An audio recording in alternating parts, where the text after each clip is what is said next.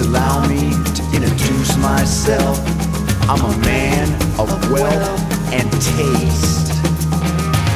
I've been around for a long, long year, stolen many man's soul and faith.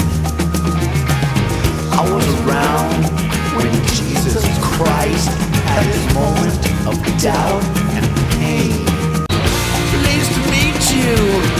Hope you guess my name. After 10,000 years, I'm free! It's time to conquer Earth! So here we go.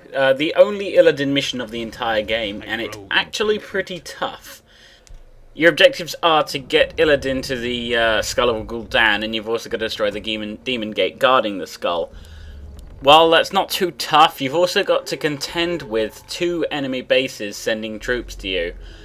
During the course of the mission, most of the troops you'll be using are Druids of the Claw and Dryads, so you want to start upgrading them straight away and get a few more with chopping wood. Also, you don't start with an Altar of Heroes, so definitely get one of those in straight away. Start upgrading your Druids of the Claw, very essential, because you'll want a level 3, which allows them to go to bear form, which gives them loads more health and makes them a lot stronger.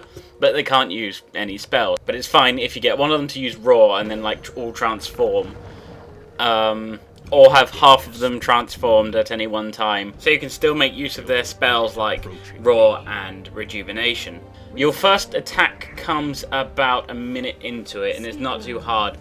Illidan's got a mana burn spell, which is very useful, and when he's surrounded by enemies also uses Immolation. Get in a few Ancient Protectors at the front entrance of your base, and then try and stack them so that you can have Dryads or Catapults behind the Ancient Protectors, because if the enemy senses units or is attacked by units, they'll want to go around the Ancient Protectors, and that means they will lose more health and die faster. Now, out of the left entrance of your base, you'll find the bottom left corner of the map is just filled with creeps. If you kill them all and get all their gold, that'll give you an extra boost.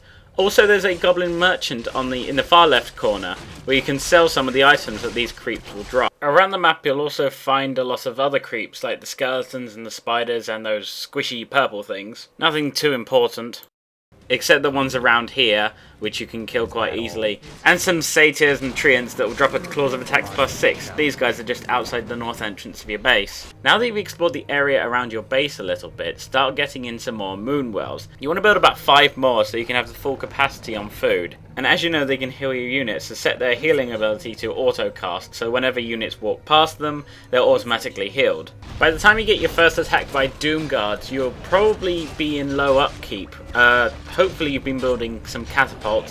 And for funsies, get in some Ancient of Winds so you can use Druid of the Claw's Fairy Fire. Once you're dealt with the Doom Guards, I think it's probably time to start actually attacking the enemy. As I said earlier, there are 2 enemy bases, one orange, one green. The green one is filled with satyrs, and the orange one is full of skeletons.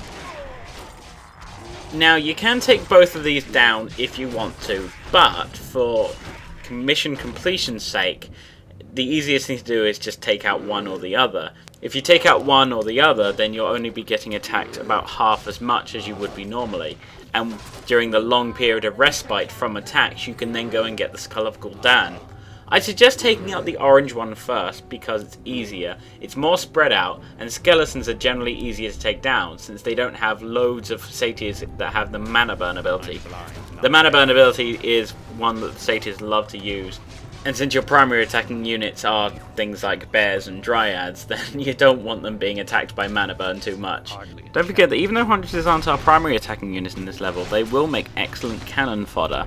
So build a few of those and upgrade their armor and attacks at least 1 level. If you find yourself getting attacked by the other enemy base while you're attacking the orange one, or green if that's your preference, then feel free to use Illidan's Scroll of Teleportation and take yourself back home, because you do not want them getting a foothold in your base, because if they manage to get past all your defenses, you'd just be screwed. You'd just have to start again or reload to when's you last saved. So as soon as you can, finish up taking out the enemy base. So once you've dealt with an attack from the remaining base, it's time to go get the Skull of Gul'dan. You'll want plenty of dryads, a few Druid of the Claws, Huntresses to back them up, and Catapults in the rear. And also 2 or 3 Druids of the Talon for Fairy Fire, as it works excellently against Doom Guards. When you get to the Demon Gate, you'll meet some tough resistance. Doom Guards, Infernals, maybe a few Hellhounds and Treants. But I'm sure it's nothing you can't handle if you've got this far. Once you've dealt with the meager resistance, destroy the Demon Gate, and Illidan will claim the Skull of Gul'dan for himself, permanently transforming him into a giant black and blue demon. This gives him a ranged attack, makes him stronger and harder in every single way. Insert your own penis joke right about there. Now you want to head back to base, heal up, and then build a few more units for the final attack on Tichondrius. Once you feel it's time to go kill Tichondrius, go for it. Break through his Infernals and Doom Guards, and he'll have 2 more Doom Guards guarding him. He'll summon a few more Infernals, which shouldn't be too hard to deal with. Best thing to do is probably surround Illidan with your own unit so he can attack Tichondrius from afar, while Tichondrius just staggers about. If Illidan is taking too much damage, you can pick up a potion or 2 from the Goblin Merchant at the bottom left corner of the map. Once Tichondrius is dead, that's the end of the mission. One thing that always bugs me about this mission is the ending cutscene, where Tyrande and Furion are having a problem with him now being, you know, his demon form. I don't really understand. He's still working for the good of the Night Elves, and for the forest in general. So why do they have such a problem with him claiming the Skull of Gul'dan for himself? I know he's always been attracted to power, but the game never really showed us that Illidan was a bad person. So I'm just wondering, why were they such dicks? Oh well, the mission's over. And there aren't really any secrets, and there's no items that you can't find by normally playing it, so I'm not going to do a secrets bit. Thanks for watching, guys, and I'll see you soon for the last level.